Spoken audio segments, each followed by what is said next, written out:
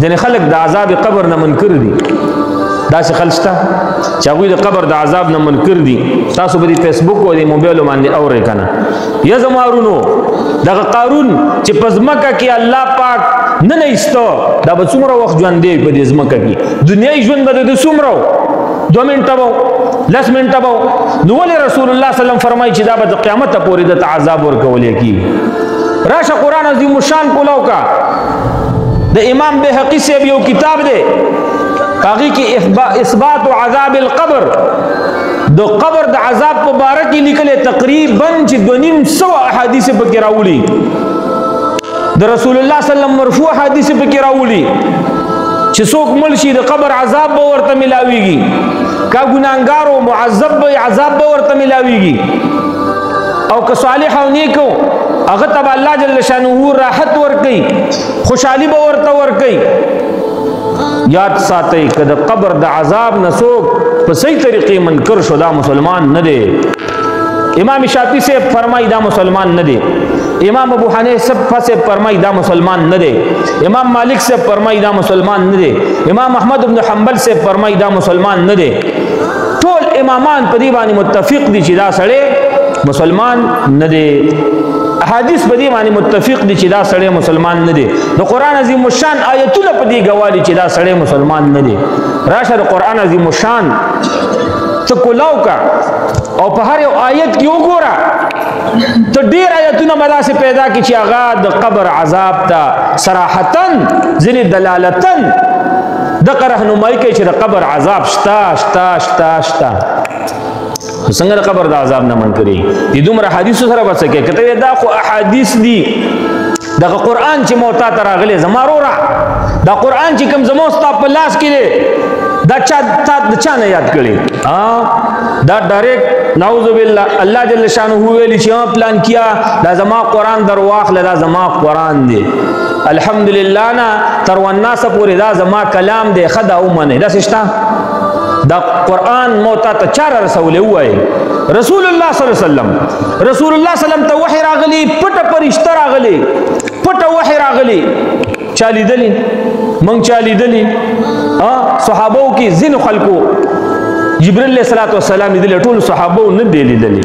پټه وحی راغلی دا او صرف رسول الله صلی الله علیه وسلم ته د وحی القا شوې ده چې نن دا آیات نازل شو دغه قرآن دی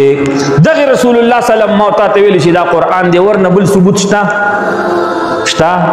الله جل شانه ډایرکټ شاته ویلي چې دا زما کلام دی په دې قرآن کې شته چې الله جل شانه فرمایي چې دا زما کلام دی خو دغه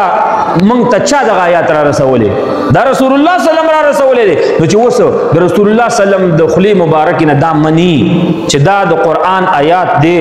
او دا قرآن دی او دا د الله کلام دی نو د رسول الله صلی الله علیه وسلم د خولې مبارک نه چې کوم احادیث راغلي دي چې د قبر عذاب شته یو حدیث نه دی په زرګونو حدیث دی نو څنګه نه منو ځینې منم او ځینې نه منم داسې کېږي نه ځینې داسې خلک راووتل چې هغوی په دین کې قسم دی شکونه د خلکو پیدا کوي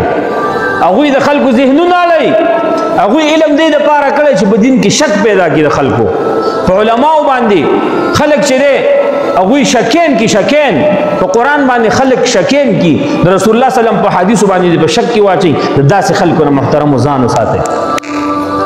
محترمو راځم واپس خپلې مسلې ته چې کومو خلکو باندې زکات فرض دی د الله دپاره هغه خلک زکات ورکوي هغه خلک زکاتونه ورکوي والله ګورئ چې دا بچی موته نشي خلاصولی دغه رور موته نشي خلاصولی یا لکه بېګاله زما ستا سترګې پټې شولې او مال رانه پاتې دی دغه بچی موته خلاصولی شي دغه مال به درته ما مخکې ویل دا به قسم په الله تقسیمیږي او پتا چې زکات پاتې دی تر قیامته پورې به در باندې پاتې بیا به څه کې چې الله پاک دی پاسې چې وای زما بنده تا ته ما پیسې درکړې وي مال مې درکړی تا باندې ما زکات فرض کړی په قرآن کې درته فرضیت ثابت شوی رسول الله صلی الله علیه وسلم حدیثو کې درته فرضیت ثابت شوی علماء به درته مسلې کولې ولې دې زکات نه ورکاو چا سره جواب شته تاسو ته نشته او زموږ ستا زکات به څومره مثلا په 1 کروڑ کې 2.5 لک روپۍ دي او موت تعامل شو او دا 1 کروڑ روپۍ رانه پاتې شولې او سوچ کوا نو په دې ټولو روپو به اوس الله پاک مو ته رانیسي د هر یو روپۍ به رانه اوس تپوس کوي او که زکات مې ورکړه نو الله جل شانه ته به صفا ورشي مال له صفا ته به صفا ورغلی نو الله جل شانه به څومره قدر او عزت کوي محترمو دغه مال دا قارون ګټلی او کوم ځای ته یې ورساو دا فرعون او حامان ګټلی او کوم ځای ته یې ورساو او همدغه مال عثمان رضی الله تعالی عنه ګټلی او کوم ځای ته ورسېد دغه مال عبدالرحمن ابن عوف رضی الله تعالی عنه ګټلی او کوم ځای ته یې ورساو د رسول الله صلی الله علیه وسلم دعاګانې پې واغستلې نو کوشش وکړئ چې په خپلو مالونو باندې مدرسې آبادي کوي جوماتونه پې آباد کوي هغه علما چې هغوی غریبانان دي زکات ورته ورکوي هغه علما چې هغه مالداران دي د الله دپاره هغوی ته زکات مه ورکوئ هغه ستا ګاونډیان چې غریبانان دي زکات ورکه هغه ګاونډیان چې ستا مالدار دي زکات مه ورکوه ستا زکات نه کېږي ما په خبره پوهېږم هغه که تبلیغي صاحب که عالمي که مفتي که حاجي صاحب او هغه خپله پې زکات فرض دی او د بل نه زکات اخلي دا حرام مال دی حرام مال څه ته وایي چې په جوارۍ باندې وګټي په شرابو باندې وګټي په ګانو بجانو باندې وګټي د هلته لاړ شي ډاکه ووهي غلا د چا نه وکړي دې ته صاحب حرام مال وایي په زنا باندې وګټي په سود باندې وګټي لکه څنګه چې د مالدار سړي دپاره زکات اغستل حرام دي نو دغه رنګې دا د زنا باندې ګټلی شوی مالم حرام دواړه یو چیزونه دي د الله دپاره چې چا باندې زکات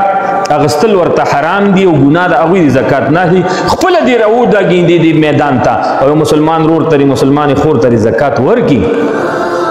محترمو په دغه مالونو کې زمونږ پوره حصہ درې دي غریبانانو زموږ استاد اسباب د تجارت دا اسباب دا سرو دا سپین دا مارکیټونه دا کورونه غریبانان ګوري که نه ګوري دغه تا سر په زړه کې حسد او کینه پیدا کوي د دوی نه به څنګه ځان خلاصې ورشه زکات ورته ورکړه